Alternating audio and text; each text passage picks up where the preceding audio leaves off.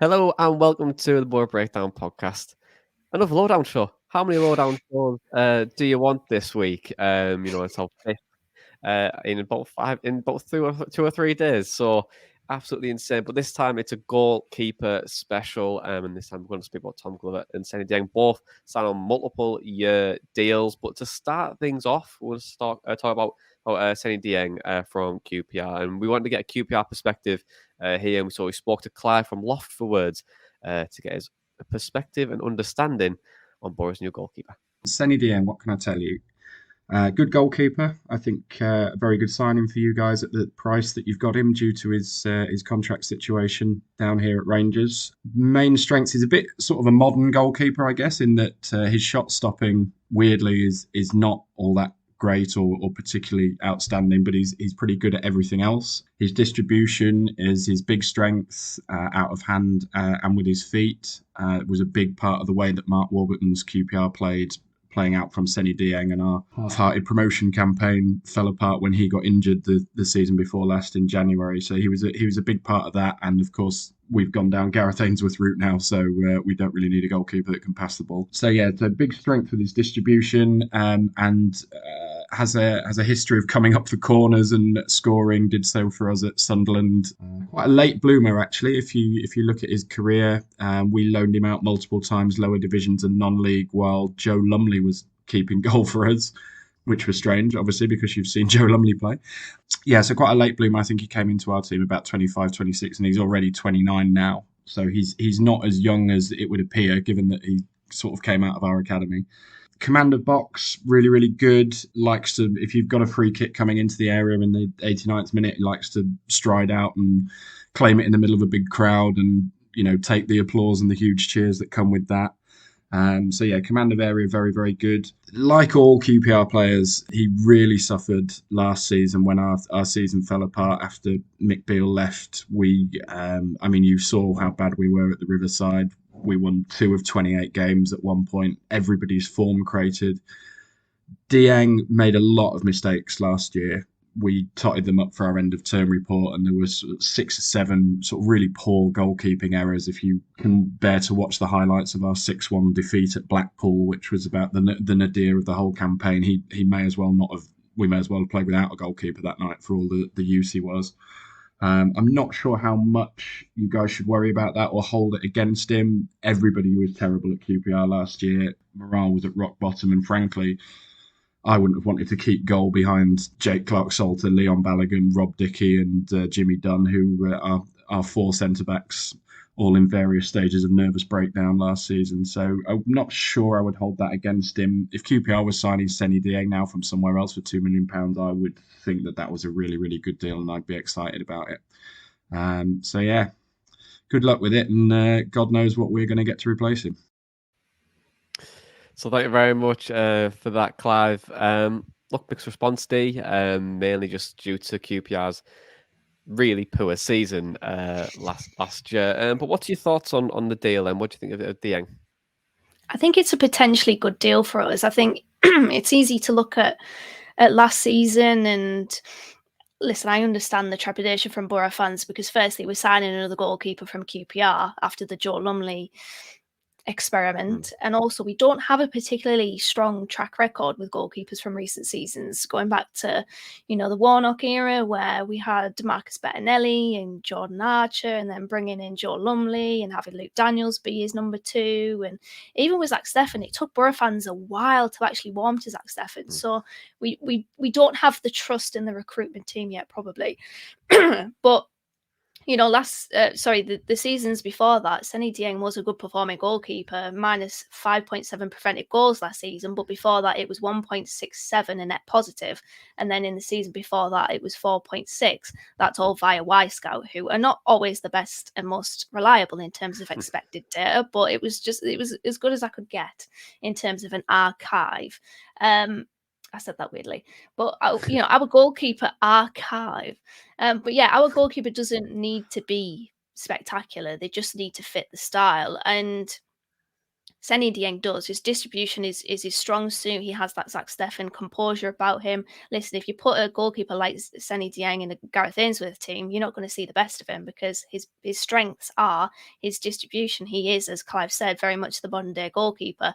And you're playing in a Gareth Ainsworth side that probably prides itself on long balls. So I think the distribution is the strong point. Obviously, the potential negative is his shot stopping, which a lot of fans will say, well, that's the job of a goalkeeper at the end of the day. However, if you have a better defense in front of the goalkeeper, they don't need to be called into action as much. And I think we've got a much better defence than QPR does. Clive did say that his shot stopping was a bit average. Statistically, it definitely fits that narrative. In regards to post-shot XG, which is XG based on how likely a goalkeeper is to save a shot, Dieng last season was minus 3.6, which obviously isn't good.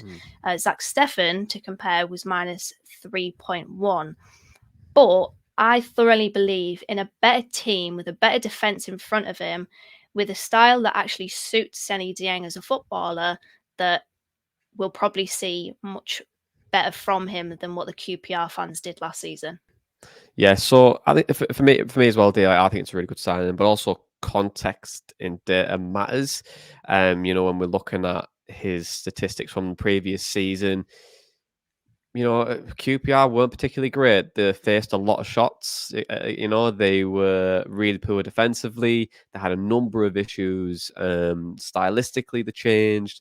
So all of that bubbling underneath the surface will have a dictation of how that data is perceived. So for me, when on the face of it, and when we've looked at say in the past, I think it's a relatively good signing. I think for me, the one characteristic which stands out for me is his distribution. I personally think his distribution is quite good, and we've spoke at length on this podcast around distribution and why it really matters now, especially when we're playing through the thirds a lot more, building up from a goal kick. And I feel like he can really contribute to that as well. I think he's quite good off his line. Apart from that game where he did play against QPR in the COVID season where he nearly killed someone. But besides that, I think it's relatively good. And I appreciate, like, when you're a goalkeeper, everything's under the microscope and things aren't going to be great all the time. And when you do make a mistake, the worst case scenario tends to happen. So for me, on the face of it, his distribution is probably the reason why we've signed him, and probably when we look at the Glover in a second, it'd be the same thing as well. That we're looking to bring a specific type of goalkeeper to fit our style and not the other way, not a different way. So yeah, really good. But let's have a look at the forums, D, because I'm very intrigued to see what QPR fans think of him, because last season there was so bad QPR, and that may probably be reflected in the fans' opinion, right?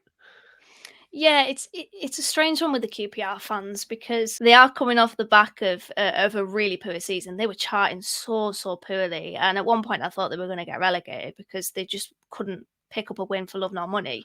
So off the back of that, when you come into the off season after that kind of campaign, you can't expect the fans to be positive about any of the players that they've watched. So there's a bit of recency bias in a lot of the QPR fans. They're a bit sensationalized in their celebrations of Seny Dieng, when actually, if they probably take a step back and take the emotion out of things and look at Seny Dieng's QPR career as the whole lens, then they would probably be far more favourable towards him. So the sensationalized tweets, I wouldn't really put too much weight on them.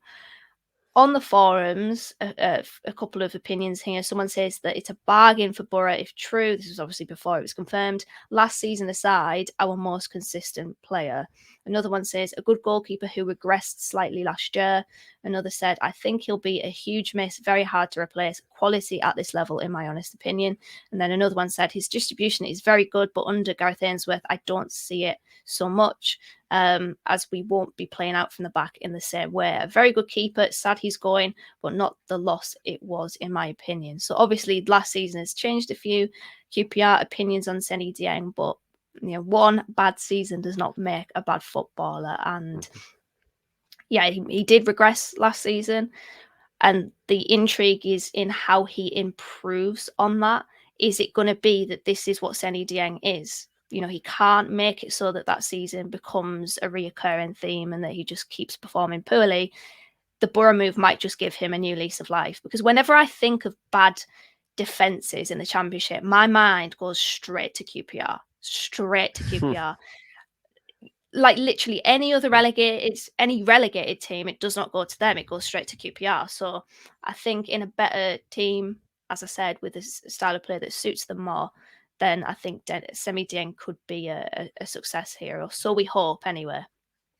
Yeah, I'm very intrigued to see how QPR do next season under Gareth Ainsworth. But let's move on. Because Dieng wasn't the only keeper we signed this week. We signed Tom Glover. It took him 28 hours to get to Portugal. So I bet he was absolutely shattered. But we don't always watch the A League.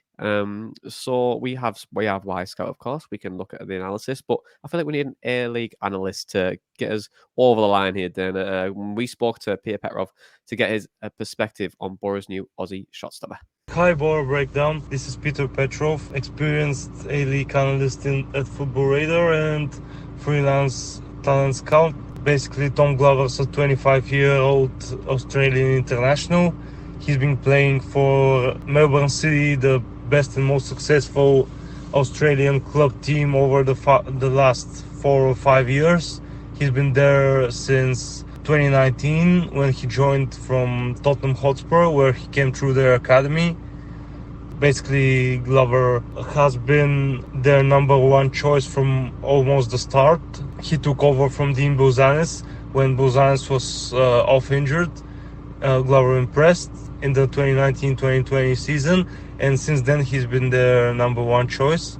His strong points are his 1v1 saving, his reflex, and his footwork is decent, but not fantastic, especially considering that he's playing for a CFG team, something that's really, really important for clubs from the CFG system, as we know teams like Manchester City who really want to play short from the back and use their keeper. So yeah, that's very important. Glover's a decent passer of the ball, but not elite. He's coming off the back of a great season. He improved massively during the 22-23 season, playing under Patrick Snorbo and then Rado Vidosic, winning the Premier's Plate once again with City, but losing the final, the A-League's final, against Central Coast Mariners, where despite conceding 6 goals, he was arguably City's best player. If he wasn't there, I guess they could have probably lost with like a double margin result. So yeah, Glover has been decent this season, but on the contrary, he was pretty poor last year.